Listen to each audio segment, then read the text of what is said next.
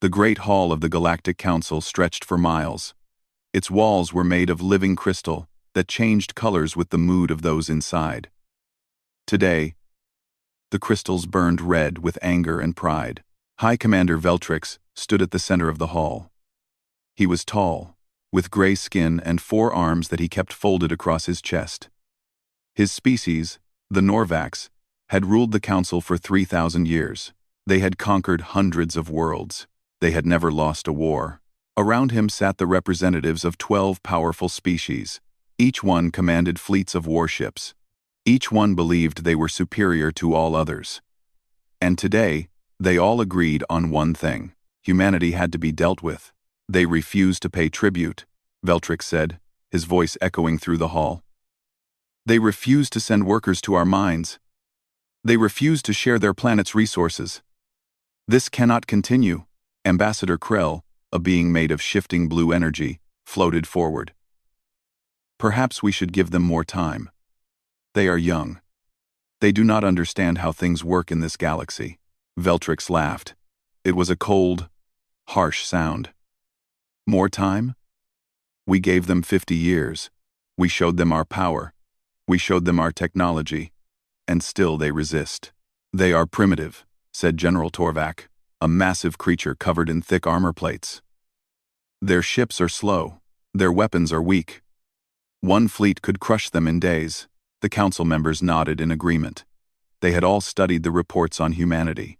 The humans had only discovered space travel 200 years ago. Their fastest ships could barely reach half the speed of council vessels.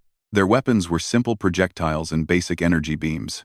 On paper, humanity was nothing. But Admiral Tae-hyun knew the truth was different.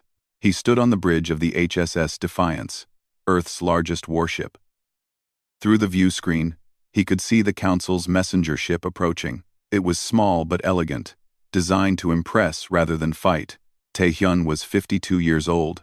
His hair was gray at the temples, and his face carried the lines of 30 years in military service. He had fought pirates, stopped rebellions, and protected Earth's colonies from threats both known and unknown. He had also spent 20 years studying the Council. "Admiral," said his communications officer, a young woman named Yuna. "The messenger ship is requesting to dock." "Let them come," Tae-hyun said, "but keep our weapons ready. I do not trust the Council." The messenger was a Norvax named Drex. He was younger than Veltrix, with smoother skin and eyes that held barely hidden contempt. He walked onto the Defiance's deck like he owned it. "Admiral Tae-hyun," Drex said, not bothering to bow or show any respect. "I bring a message from High Commander Veltrix and the Galactic Council." "Speak," Tae-hyun said simply. Drex smiled. It was not a friendly smile. "The Council has grown tired of humanity's defiance. You have been given chance after chance to join us peacefully.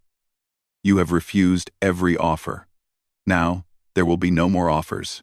He pulled out a small device and activated it. A hologram appeared, showing Veltrix's face. "Humans of Earth," Veltrix's recorded message began. "For 50 years, we have been patient. We have been generous. We have offered you a place in our great civilization. You have spat on our kindness. Therefore, the Galactic Council hereby declares war on the human species. You have 30 standard days to surrender unconditionally. If you do not, we will destroy your colonies, burn your cities, and enslave your people. This is not a threat. This is a promise." The hologram faded. Drex looked at Tae-hyun with satisfaction. "You should surrender now, Admiral. Save your people the suffering. The Council has never lost a war. You cannot win." Tae-hyun was quiet for a long moment. When he spoke, his voice was calm and steady. "Tell your master something for me," he said. "Tell him that humanity does not surrender. Tell him that we have faced extinction before and survived. Tell him that every enemy who underestimated us has regretted it." Drex's smile faded slightly. "You are fools. Our technology is centuries ahead of yours. Our fleets outnumber yours 100 to 1. What can you possibly do?" Tae-hyun stepped closer to the messenger. His eyes were hard as stone. "We can do what humans have always done," he said. We can fight. We can bleed. We can die. And we can make you pay for every inch of ground you try to take. The Council may win this war, but I promise you this. It will cost you more than you can imagine. Drex took a step back. For the first time, he looked uncertain. Get off my ship, Taehyun said. And tell Veltrix that humanity accepts his declaration. We will see him on the battlefield. Tahir. The messenger left quickly. General Yuna watched him go, then turned to Taehyun. Admiral, do you really think we can win? Taehyun walked to the view screen and looked out at the stars. I do not know, he admitted. But I know this. The Council has never fought a species like us. They conquer through fear and superior numbers. They have never faced an enemy who would rather die than submit. He turned to face his crew. They were young, most of them. They had never seen real war. But he saw something in their eyes that gave him hope. He saw determination. Send a message to all human colonies, Taehyun ordered. Tell them the Council has declared war. Tell them to prepare for battle. And tell them this. We will not go quietly into the night. We will not give up without a fight. We are humanity, and we will show this galaxy what that means. On the Council's capital world, Veltrix received Taehyun's response. He read it and laughed. Brave words from a doomed species, he said to his generals. Prepare the invasion fleet. We will crush these humans and be home before the season changes. His generals agreed. They made their plans. They gathered their ships. They were confident in their victory. They had no idea what was coming. In the darkness of space, humanity began to prepare. Old weapons were brought out of storage. Secret projects were activated. Men and women who had never held a gun learned to fight. And Admiral Taehyun looked at the stars and made a silent promise. The Council had started this war. Humanity would finish it. The Council's first attack came exactly 30 days after the declaration of war. They sent 300 warships to strike humanity's outer colony on New Haven. Fleet Commander Drex led the attack personally. He wanted to prove himself to High Commander Veltrix. He wanted to be the one who broke humanity's spirit. New Haven was a small world with only 2 million people. It had limited defenses and only 20 patrol ships. By Council calculations, it would fall in hours. Drex smiled as his fleet dropped out of faster-than-light travel. The planet hung before him like a blue and green jewel. All ships, begin the attack, he ordered. Destroy their orbital stations first. Then we will deal with the ground forces. His ships moved forward. Their weapons were charged and ready. This would be easy. Then the first missile hit. It came from nowhere. One moment, space was empty. The next, a Council cruiser exploded in a ball of fire. What was that? Drex shouted. Where did it come from? Unknown, Commander, his sensor officer said, his voice shaking. I am detecting nothing on our screens. More missiles came. They flew out of the darkness like invisible ghosts.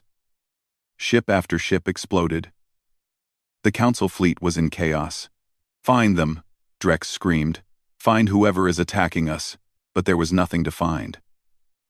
The missiles seemed to appear from empty space.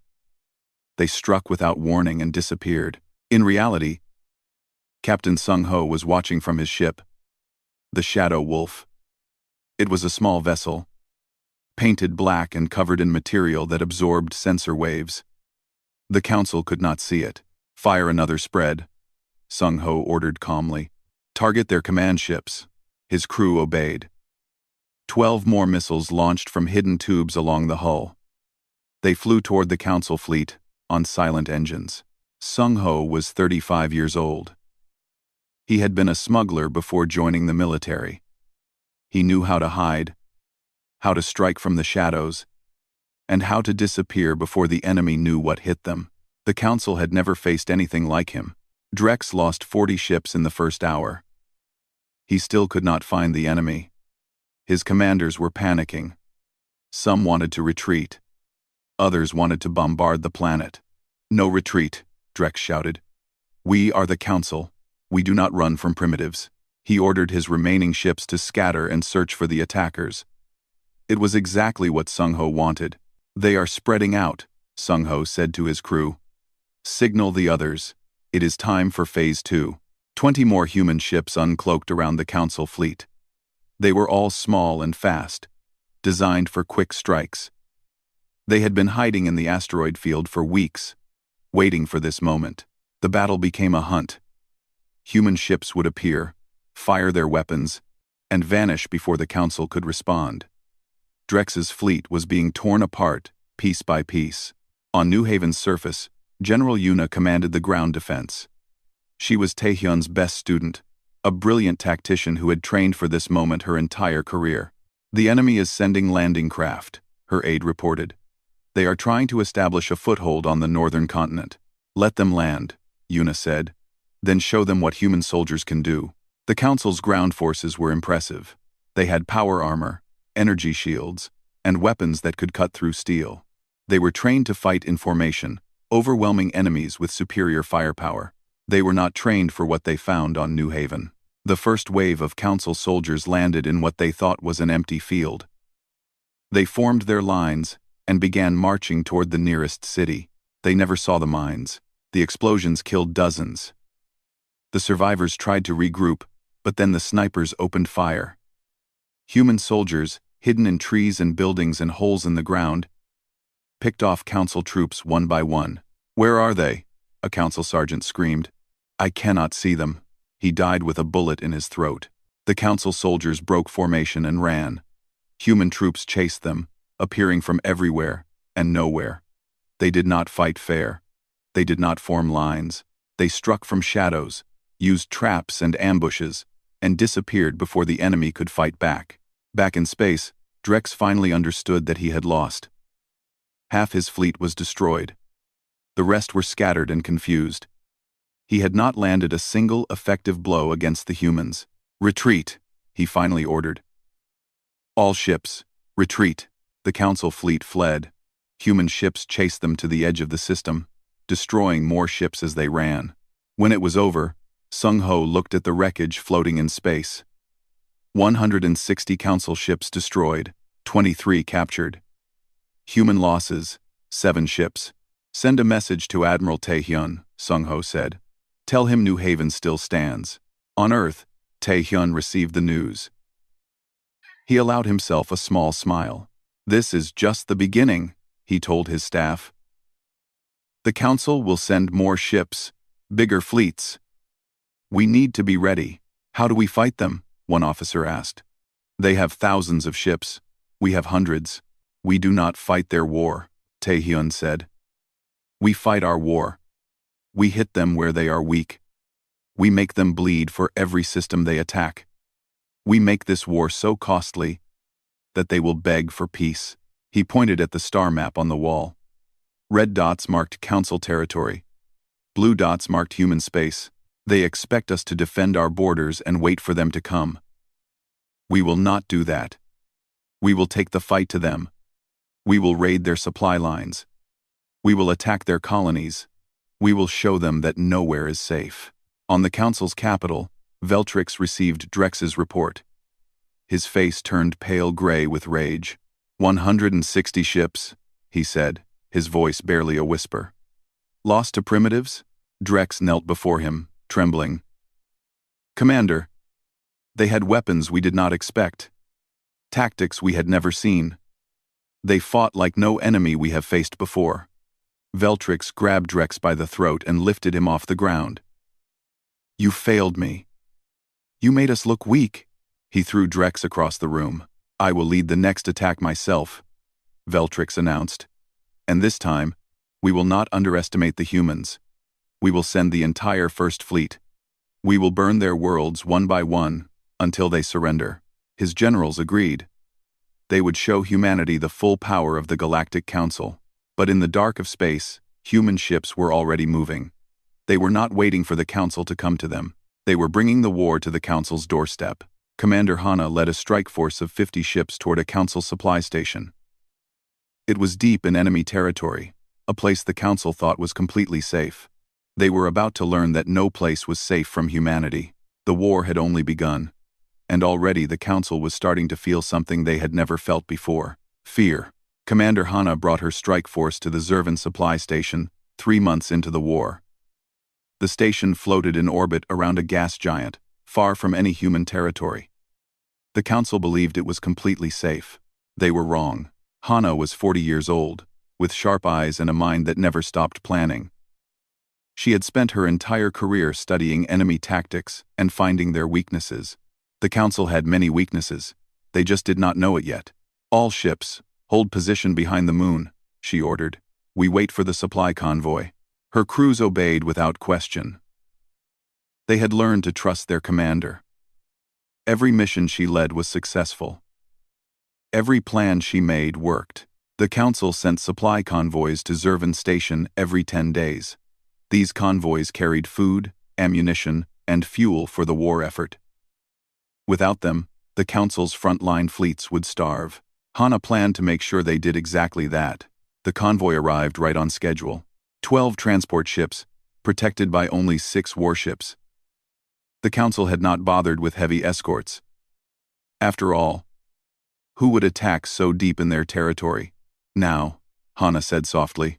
Her 50 ships burst from hiding. They hit the convoy like wolves falling on sheep. The escort ships tried to respond, but they were outnumbered and surprised. They fell quickly. The transport ships tried to run.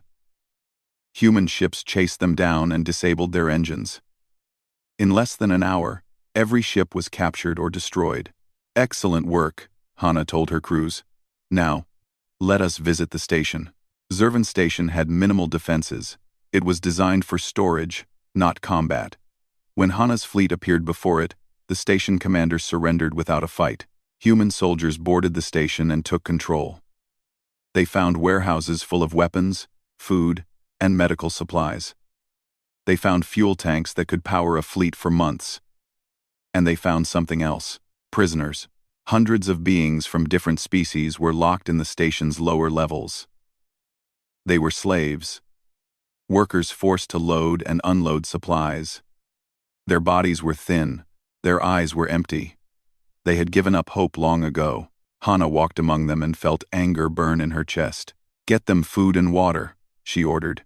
"Treat their injuries, and tell them they are free." The slaves could not believe it at first.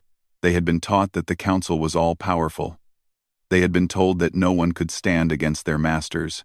But here were humans, these strange two-armed beings, setting them free. "Why?" one slave asked Hana. He was from a species called the Valori, with green skin and large sad eyes. "Why would you help us? What do you want from us?" Hana knelt down to look at him. "We want nothing," she said. "We are human. We believe that all beings deserve to be free. That is why we fight." The slave began to cry. He had forgotten what kindness felt like. Word of what happened at Zervan Station spread quickly. The Council tried to hide it, but the story traveled from world to world. Humans had struck deep into Council space. Humans had freed slaves. Humans were not the weak primitives the Council claimed. Soon, rebellions began. On the planet Korth, the native population rose up against their Council governors. On the Valori homeworld, slaves attacked their masters. In the outer systems, species that had been conquered centuries ago saw a chance for freedom. High Commander Veltrix watched his empire begin to crack. "This is impossible," he raged. "We have ruled these worlds for thousands of years. How can they turn against us?" "The humans have given them hope," one of his advisors said carefully. "They see that the Council can be defeated. They see that resistance is possible." Veltrix threw his advisor against the wall. "Then we will crush the resistance. We will destroy the humans. We will burn every world that defies us." He gathered the largest fleet in Council history, 2,000 warships, carrying millions of soldiers. He would lead them himself, straight to Earth. "When I am done," he promised, "there will not be a single human left alive." But humanity was not standing still. Admiral Taehyun had used the 3 months well. Human factories were building ships day and night. New weapons were being tested. Soldiers were being trained. And secrets were being prepared. Project Hammer is ready, his chief scientist reported. But Admiral, are you sure about this? If we use it, there is no going back. Taehyun nodded slowly. The Council has given us no choice. They want to exterminate us. We will do whatever it takes to survive. Project Hammer was humanity's darkest secret. It was a weapon so powerful that many had argued against building it. But Taehyun knew that in war, you used every tool you had. You did not fight fair. You fought to win. General Yuna joined him on the Defiance's bridge.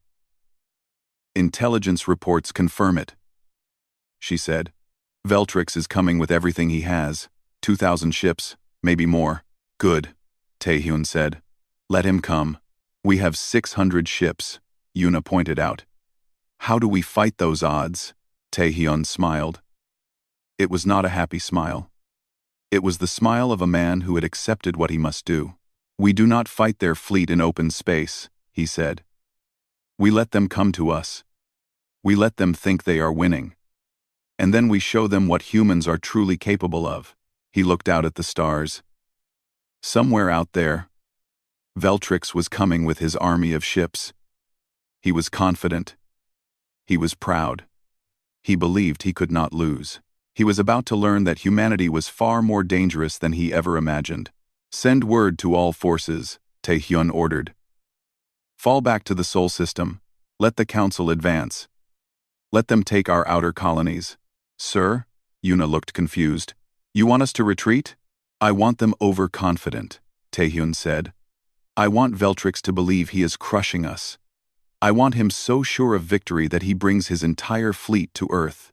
Understanding dawned in Yuna's eyes. And then? And then we end this war. Across human space, ships began to pull back. Colonies were evacuated. Defense stations were abandoned.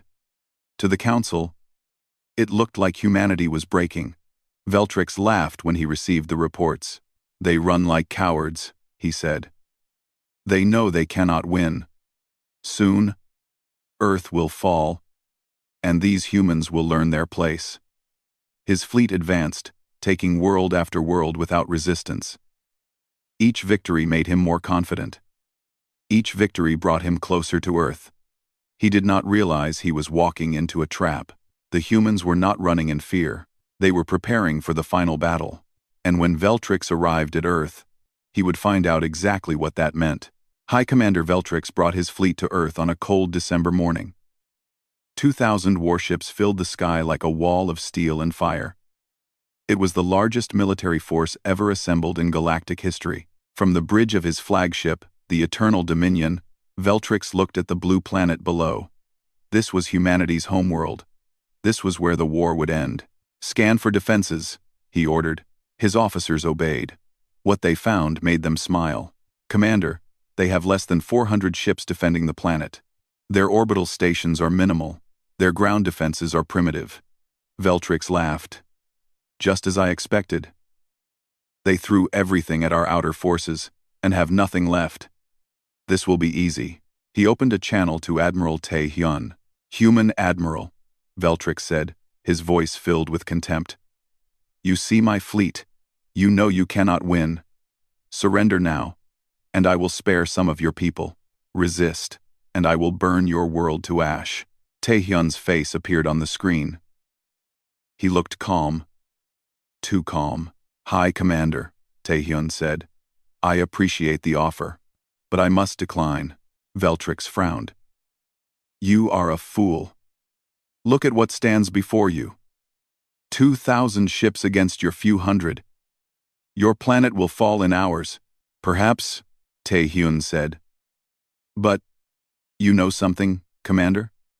Throughout history, my people have faced impossible odds. We have stood against armies that outnumbered us 10 to 1, 100 to 1. And do you know what we learned?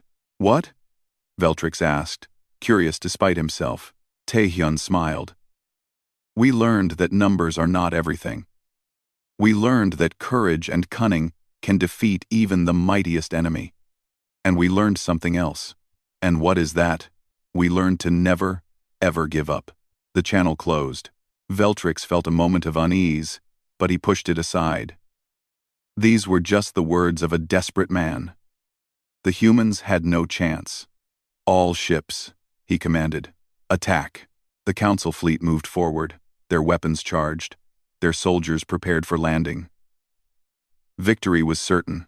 Then the mines activated. Humanity had spent 3 months seeding space around Earth with millions of hidden explosives. They were small, almost invisible to sensors. But when they detonated, they were devastating. The first wave of Council ships flew into a wall of fire. Hundreds of explosions ripped through the fleet. Ships broke apart. Debris scattered everywhere. "What is happening?" Veltrix screamed. "Mines, Commander. The space around the planet is filled with them. Clear them. Send the smaller ships ahead." But the mines were too many. Every path to Earth was blocked by death. Council ships tried to navigate through, but the explosions just kept coming. Admiral Taehyun watched from his command center deep beneath Earth's surface. The mines were working exactly as planned. Phase 1 complete, General Yuna reported. "They have lost over 300 ships." "Good," Taehyun said. "Now Phase 2, launch the fighters."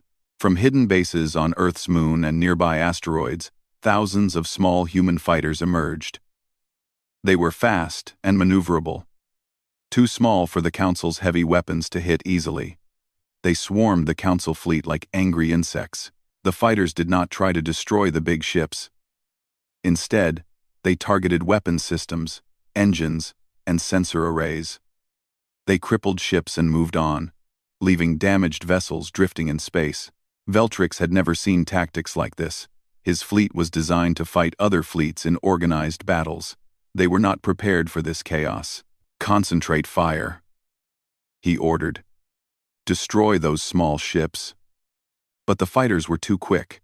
They dodged and weaved between the Council warships, striking and retreating before the enemy could respond.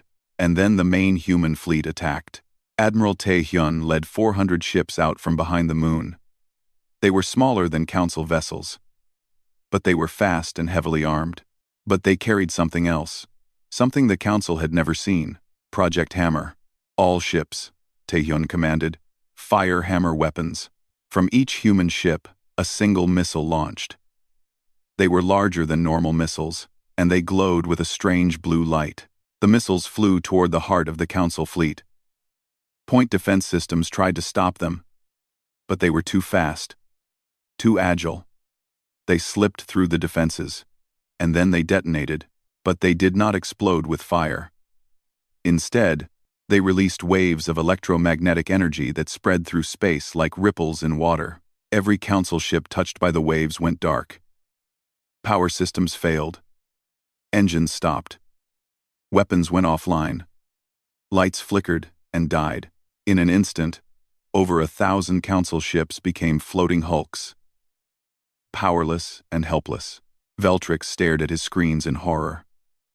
His flagship systems flickered but held. The Eternal Dominion had better shielding than most ships. But all around him, his fleet was dying. "What did they do?" he whispered. "Some kind of energy weapon," his science officer said, his voice shaking. "It disrupts power systems." "Commander, we have lost half our fleet." Taehyun's voice came over the emergency channel. "Hi, Commander Veltrix," he said. "Your ships are disabled. Your fleet is broken. You can no longer threaten Earth. I offer you one chance to surrender." Veltrix felt rage and fear battling inside him. The Council had never lost a war. They could not lose now. He would not allow it. "Never," he screamed. "I will never surrender to primitives. All ships that can still fight, attack, destroy their planet." His remaining ships moved forward. There were still hundreds of them, enough to do terrible damage. But the human fleet was waiting. The battle that followed was brutal. Human ships fought with desperate courage. They threw themselves at Council vessels twice their size. They rammed enemies when their weapons ran dry. They died by the dozens but kept fighting. Captain Sung-ho's Shadow Wolf took out 6 Council ships before enemy fire finally crippled it. With his last breath, Sung-ho aimed his dying ship at a Council cruiser and fired his engines. The collision destroyed both vessels. Commander Hanna led her squadron against Veltrix's flagship. They disabled its weapons and engines, leaving it drifting helplessly in space. When the battle finally ended, the Council fleet was destroyed. Less than 200 ships escaped. The rest were drifting wreckage or captured hulks. Veltrix stood on his powerless bridge, watching his empire's might burn around him. "This is impossible," he said quietly. "We are the Council. We cannot lose." But they had lost. And now, the bill was coming due. The news of the defeat at Earth spread across the galaxy like wildfire. The mighty Council fleet, the largest ever assembled, had been destroyed by the primitive humans. High Commander Veltrix himself was captured, his flagship taken as a prize of war. The galaxy would never be the same. On the Council's capital world, panic filled the streets. The species that had ruled through fear now felt that fear turned against them. Their military was broken, their leader was gone, they had nothing left. The Council's remaining members gathered in the Great Hall, one last time. The living crystal walls were dark now, reflecting the despair of those inside. "We must sue for peace," Ambassador Krell said. His blue energy form flickered weakly. "We have no other choice." "Peace?" General Torvac slammed his armored fist on the table. "The humans will want our heads. They will destroy us." "Trust. Then we die fighting," another member shouted. But they all knew the truth. They could not fight anymore. The rebellion had spread to hundreds of worlds. The species they had conquered were rising up everywhere. The Council was falling apart, and the humans were coming. Admiral Taehyun led the human fleet into Council space. But he did not come to conquer. He came to end the war. "We could destroy them," General Yuna said as they approached the capital world. "After everything they did, after everyone we lost, we have the right." Taehyun was quiet for a long moment. He thought about Captain Sung-ho, who had died ramming his ship into the enemy. He thought about the thousands of soldiers who would never go home. He thought about the colonies that had been attacked, the families torn apart. He had every reason to take revenge. "No," he finally said. "If we destroy them, we become what they were. We become conquerors. We become tyrants. That is not who we are. Then what do? We do what humans have always done best," Taehyun said. "We build something better." The human fleet arrived at the Council capital without firing a shot. The Council had no defense left. They expected destruction. Instead, Taehyun sent a message. "People of the Council," he said, his voice broadcast to every screen on the planet. "The war is over. You have lost. But we have not come here to destroy you. We have come to offer something different." The Council members watched in confusion. "Your leaders told you that humanity was weak," Taehyun continued. "They told you we were primitive, that we would break easily. They were wrong. We are strong. But our strength is not in our weapons or our ships. Our strength is in what we believe." He paused, letting his words sink in. "We believe that all beings deserve to be free. We believe that the strong should protect the weak, not enslave them. We believe that together, we can build a galaxy where no one lives in fear, where no one is owned by another." On worlds across the galaxy, beings stopped what they were doing to listen. Slaves and masters, rebels and loyalists. They all heard the human admiral's words. "The Council as it was is finished," Taehyun said. "But we offer you a chance to build something new. A true alliance of species, where every voice matters, where every being has worth. Join us, and together, we will create a future worth living in." The broadcast ended. For a long moment, there was silence. Then, one by one, worlds began to respond. Species that had been enemies for centuries agreed to talk. Slaves who had given up hope found the courage to demand their freedom. The old order was crumbling, and something new was being born. High Commander Veltrix was brought before a tribunal of 12 species, including humanity. He expected to be executed. Instead, he was forced to watch as the empire he had built was peacefully dismantled. "Why?" he asked Taehyun after the trial. "Why did you not kill me? I tried to exterminate your species. I deserve death." Taehyun looked at the broken commander. All his power, all his pride, stripped away. He was just a tired old being now, facing the consequences of his choices. "Killing you would be easy," Taehyun said. "But making you watch as everything you believed in is proven wrong? Making you see the galaxy become what you feared? That is justice." Veltrix had no response. The following years were not easy. Building a new galactic order took time and effort. There were setbacks and conflicts. Old hatreds did not disappear overnight, but slowly, things improved. The former slaves were freed and helped to rebuild their homeworlds. The species that had ruled through force learned to negotiate and compromise. Human ideas of freedom and equality spread from world to world. Commander Hannah became the first human ambassador to the new Galactic Alliance. She worked tirelessly to bring former enemies together, to heal the wounds of war.